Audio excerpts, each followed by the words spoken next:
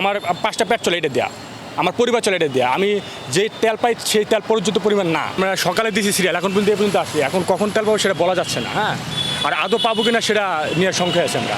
আর সবচেয়ে বড় সমস্যা যেটা হচ্ছে সেটা হচ্ছে ঢাকা সিটিপিতে পাম্প আছে নর্মালি 500, কিন্তু সেখানে খোলা আছে পাম্প সর্বোচ্চ 5 থেকে 6টা পাম্প খোলা আছে।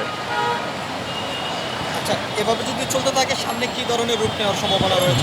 প্রচুর ভয়ানক অবস্থা খারাপ হবে যদি এভাবে চলতে থাকে। কারণ এখন আমার এটা দিয়ে আমার পেট চলে, আমার 5টা পেট চলে এটা দেয়া, আমার পরিবার চলে এটা দেয়া। আমি যে তেল পাই সেই তেল পর্যন্ত পরিমাণ না। আমি দেখেন সকালে দাঁড়িয়ে থাকি, এখন পর্যন্ত তেল পাই না। তো এখন তেল নিব কখন? আমি রাশিয়া নিয়ে বাইরে বের হবো, কর্মস্থলে যাবো কখন?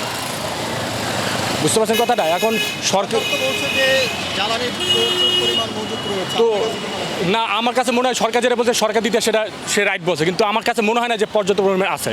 যদি পর্যাপ্ত পরিমাণে থাকতো তাহলে বাংলাদেশের সবগুলো পাম্প খুলে দেওয়া উচিত ছিল তাদের। আর না হয়তো কিছু টাকা বাড়তি তেলের দাম বৃদ্ধি করে তেল দেওয়া উচিত পর্যাপ্ত পরিমাণ, আমি যেটা মনে করি। তার জন্য সবার জন্য ভালো হবে। আমি একটা না, এখানে সবাই সমস্যার ভিতরে আছে। কতদিন আপনি এভাবে লাইনে দাঁড়িয়ে আমি তো প্রতিদিন আমার লাইনে দাঁড়াই 500 টাকা তেলের জন্য। কত সময় লাগে? 5-6 ঘন্টা লাগে সময়, নর্মালি 6 ঘন্টা লাগে। অনেক সময় তেলের পাম্পের কাছে যাওয়া পর্যন্ত বলে তেল শেষ। ভাই এই 4 ঘন্টা 5 ঘন্টা দাঁড়ানোর পর যদি পাম্পের সামনে যাই, সামনে একটা গাড়ি দিতেছে, পরে বলতেছে ভাই তেল শেষ, তখন কেমন লাগবে আপনার বলেন? কোনো উপায় থাকে না। তো উচিত সরকার এই জিনিসটার দিকে নজর দেওয়া আর সবগুলো পাম্প খুলে দেওয়া। যা তেল দিতেছে 500 টাকা খারাপ না, কিন্তু পাম্পগুলো সব যাতে খুলে দেয়, সেক্ষেত্রে আমাদের জন্য সবার জন্য ভালো।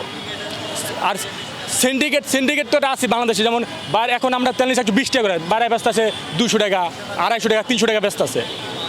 ঠিকই পাওয়া যায়, 300 টাকা দিবেন আপনি ঠিকই তেল পাবেন, এগুলো তো কোনো কথা না।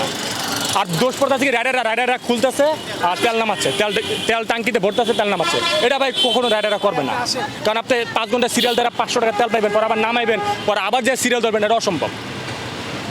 এটা একদমই সম্ভব না যে একটা রাইডার আপনার টাঙ্কিটা 500 টাকা তেল নিল, সেই তেলটা উনি নামানোর পর আবার পাম্পে আসবে, এটা সম্ভব না। তো এটা সরকার উচিত দেখার যে কী চলতেছে এটার ভিতরে।